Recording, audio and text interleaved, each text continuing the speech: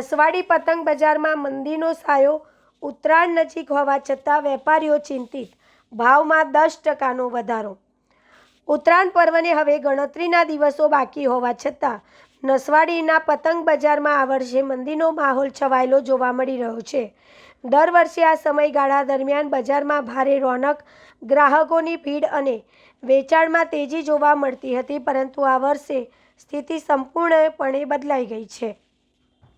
પતંગ અને દોરાની દુકાનો પર ગ્રાહકોની આવન-જાવનમાં નોંધપાત્ર ઘટાડો નોંધાયો છે।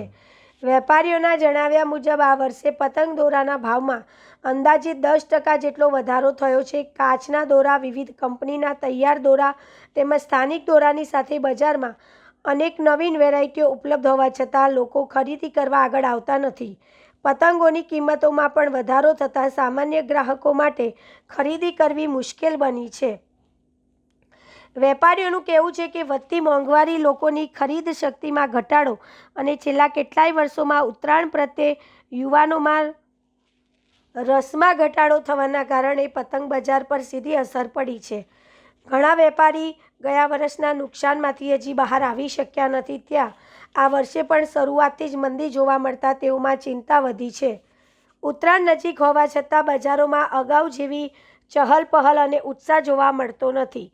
પતંગ બજાર પર આધાર રાખીને રોજગાર ચલાવનાર નાના વેપારીઓમાં ભારે નિરાશા જોવા મળી રહી છે।